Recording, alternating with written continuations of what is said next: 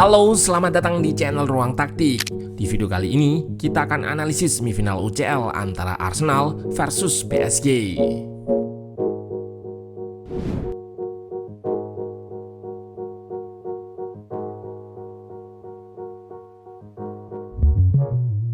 Tampil di hadapan publik sendiri, The Gunners harus takluk atas tamunya PSG 0-1.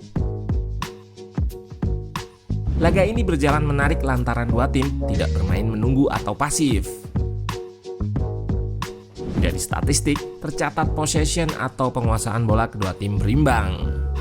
Shots pun hampir sama. SG sedikit unggul Arsenal. Field tilt atau siapa yang paling sering masuk kotak penalti lawan, mereka juga unggul. Hanya PPDA yang menghitung intensitas di mana semakin kecil semakin intens dimenangkan oleh PSG.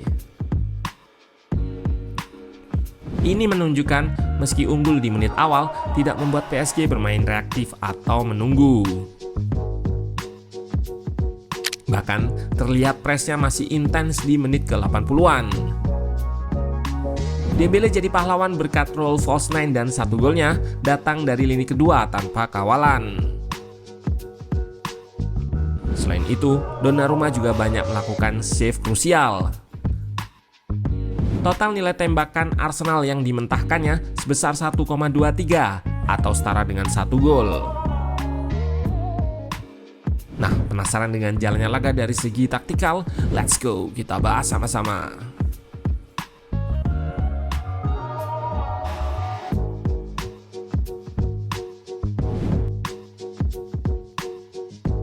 Tuan rumah Arsenal turun dengan formasi 4-3-3 tanpa Thomas Partey. Ini membuat Declan Rice mengisi pos nomor 6 dan Merino diplot untuk menggantikan posnya.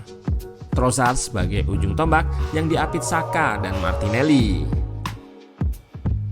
Sementara sang tamu PSG juga dengan formasi yang sama, 4-3-3. Vitinha diplot sebagai nomor 6, diapit Ruiz dan Neves.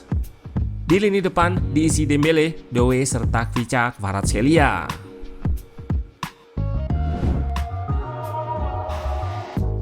Salah satu kunci kekuatan PSG adalah build up yang fluid, terutama dilakukan para gelandangnya. Pergerakan cair yang dilakukan Vitinha dan kawan-kawan ini untuk mengacaukan pressing lawan. Terlihat pada momen ini, di posisi yang deep, shape build up awalnya membentuk 4-2. Namun kemudian Vitinha drop untuk mendorong fullback kiri lebih naik dan membentuk 3 back di belakang. Dan di momen ini terlihat 3 pemain di belakang diisi Marquinhos, Pacho, dan Mendes. Sementara Hakimi inverted menemani Vitinha. Dan di belakang lini tengah Arsenal terdapat Neves dan Ruiz.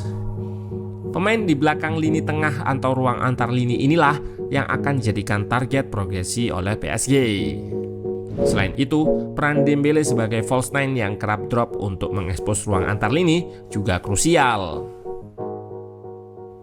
Pada laga versus Liverpool, sudah terlihat bagaimana ia menjalankan peran ini, menjadi target progresi dan mengekspos ruang antar lini.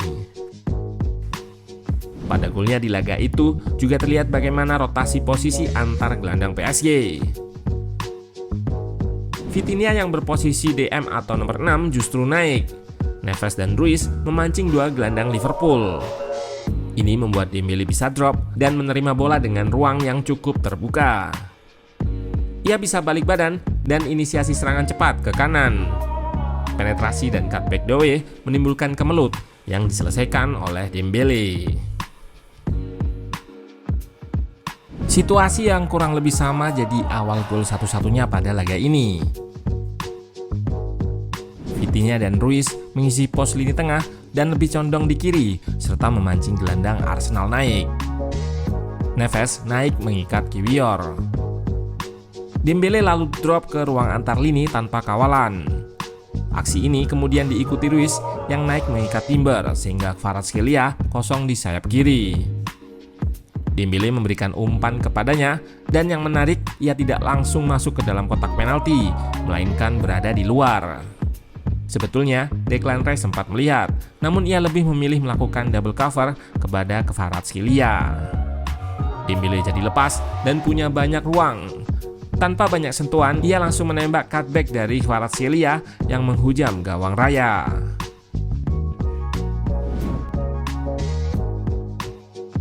Arsenal build up dengan Lewis Kelly yang inverted membantu Declan Rice di tengah. Tujuan dari build up ini adalah untuk unggul jumlah di tengah. Terlihat di sini, Skelly inverted dan Neves mencoba memarkingnya. Namun, gelandang lain yaitu Rice bisa bebas sehingga high press dilewati. Situasi unggul jumlah kembali terjadi. Kali ini, Skelly yang bebas, sementara Rice di marking Neves. Ketika bola jalan, gantian Rice yang bebas dan bisa lakukan switch ke sayap kiri. Kedua tim yang saling melakukan pressing membuat PPDA pada laga ini cukup rendah. Artinya, press yang dilakukan cukup intens sehingga lawan tidak banyak melakukan passing. Data dari Markstat juga menyebut high turnover atau perebutan bola di area dekat gawang lawan dari kedua tim cukup tinggi. Akibat dari high press ini adalah resiko besar mengintai jika blok press depan dilewati. Pada momen ini, Arsenal bangun serangan dan terlihat Skelly yang inverted. Ia mampu balik badan dan memberikan true pass ke Martinelli. Namun sayang, penampilan apik Donnarumma menggagalkan peluang ini. Kali ini, aksi Declan Rice yang lepas dari pressing PSG. Ia melakukan feinting dan soloran yang tidak diantisipasi blok press lawan, mengelabui gelandang PSG dan mengirimkan true pass ke Trossard di sayap kiri. Namun sepakan pemain Belgia tersebut digagalkan lagi-lagi oleh Donnarumma. Peluang-peluang Arsenal dimentahkan oleh kiper Italia berusia 26 tahun tersebut. Dekat penampilan apiknya, beberapa penyedia statistik menjadikan Donnarumma sebagai man of the match. Arsenal nampak kesulitan cetak gol dari open play lantaran minimnya kreativitas dari pemain-pemain depannya. Aksi individu serta long shot dilakukan untuk membongkar pertahanan yang digalang Marquinhos dan kawan-kawan. Cara yang paling sering dimanfaatkan oleh Arsenal adalah set piece atau bola mati. Terlihat mereka menggunakan skema berbaris dan berdiri di garis offside dengan tujuan menyulitkan lawan melakukan marking, lalu bergerak bersama masuk ke barisan agar tidak offset ketika ditendang. Dan terlihat salah satu pemain melakukan blocking, tapi peluang pertama gagal. Terlihat kembali skema di jarak yang lebih dekat. Taktik ala pelatih set piece mereka Nicolas Jover dilakukan. Pemain berbaris di luar dan berdiri offside. Baru ketika bola akan ditendang, mereka akan bergerak masuk. Cara ini berhasil ditanduk Merino untuk samakan kedudukan. Namun setelah dicek dengan semi-automated VAR, Merino tertangkap offside. Sementara PSG masih menciptakan beberapa peluang dari open play. Di awal build up ini, terlihat kembali cairnya rotasi posisi mereka dengan Hakimi yang inverted, sehingga membuka jalur umpan ke Barcola. Ia kemudian melakukan kombinasi dengan Hakimi, Neves, serta Ramos yang baru masuk. Namun sayang, sepakan Barcola melebar. Peluang lain didapatkan dari umpan long pass melewati press Arsenal. Terlihat shape box midfield PSG ketika menyerang. Namun bola kali ini tidak dilewatkan tengah, melainkan langsung ke depan. Garis tinggi The Gunners terekspos, namun sepakan Ramos membentur mistar. Pertandingan ini disudahi dengan skor sama di babak pertama, 0-1 bagi sang tamu.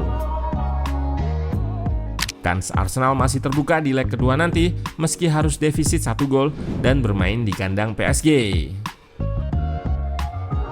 PR mereka ada di kreativitas dalam menciptakan peluang. Odegaard yang digadang-gadang sebagai penyedia kreativitas itu mati kutu. Sementara PSG tetap jadi unggulan di leg kedua nanti lewat permainan build up fluid dan atraktifnya. PR mereka harus lebih klinis di depan gawang untuk mengamankan margin 1 gol sekaligus lolos ke final.